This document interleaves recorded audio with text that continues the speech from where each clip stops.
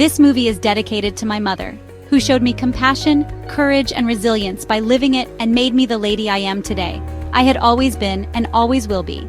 To my brother, a superhero, and my sister, I love both of you. To Yumna, Fateh, Ramin, and Dawood, you all are shining stars. To all my friends who stood by me, I have the most profound appreciation for all of you. To the man of my dreams, thank you all for believing in me when it was hard to do so. Always stay blessed. I'm about to tell you a story that will take you on a journey where generations are in need, and this story is not a tale spun amid myth or fantasy. No distant land with dreamy characters lives here. This is our story. Yours and mine. The soil we walk on, the air we breathe, the silence between our words. This is not a place we merely dream of. It is the place we inhabit, or perhaps simply endure. And no, this is not a tale soaked in sorrow or cloaked in despair. This is not a eulogy for what we've lost, but an invocation for what still lives. It is a current, a flow of ideas, of light, of small sparks of courage waiting to catch. The generations in need is not a problem to be solved. It is a question held up to our time, asking softly yet urgently, will you see the generation? Will you change course before it's too late? For what we face is not fate, it is choice. A call to awaken, a call to return. Because sometimes all it takes is a single thread, a stitch in time, to keep the entire fabric from falling apart. If someone tried to control your body, you'd resist, right? But what if I told you? Your mind might already be under someone else's control.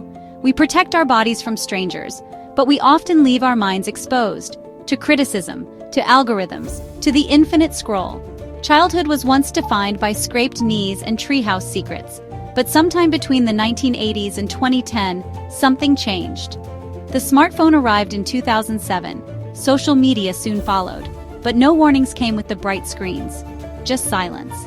The brain's reward system matures early, but the part responsible for self-control doesn't fully develop until our mid-20s. We don't let children enter pubs, buy cigarettes, or drink alcohol, but we've handed them powerful dopamine machines and called it normal. Social media companies rewired childhood. They traded playgrounds for digital platforms, conversations for comments, real belonging for digital attention. By 2010, anxiety and depression began to spike in Gen Z, in both boys and girls.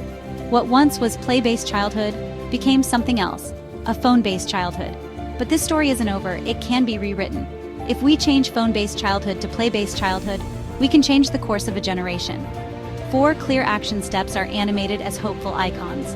No smartphones before high school, no social media before age 16, phone-free schools, more play, more independence, more earth. Gen Z isn't broken, Gen Z is strong. They see the cracks and they don't deny it. They want change in the system to create a more just and caring world. They're ready to lead us into a healthier, kinder world with new ways of interaction. As Marcus Aurelius said, don't waste the rest of your time here worrying about what others are doing. Focus on your own mind.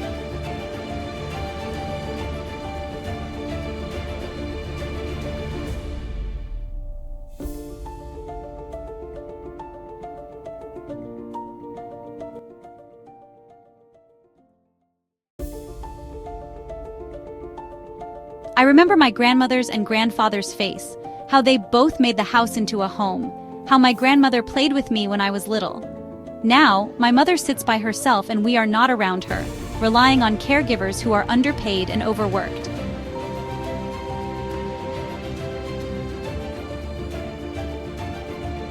America is aging.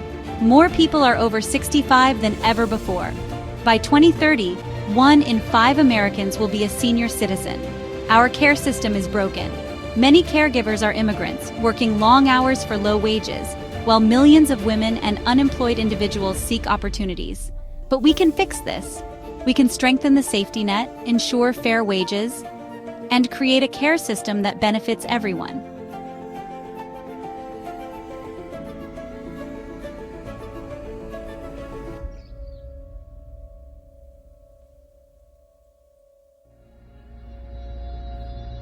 As more Americans are aging, caregiving facility needs to be improved. But what are we doing about the loneliness they face? Should there not be? Generations in Need is an opportunity to explore options and solutions for the problems we face and will face in the future. Where the chasm lies deep and wide, let health tech rise and systems guide. With voices of care the wise may speak. To all solution finders the change they seek.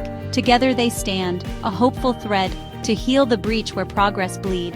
In lands where shadows mask the light, an idea sparks to set things right. A venture born from daring dreams, to mend the cracks and broken seams. In every challenge, dark and deep, they plant the promise they will keep.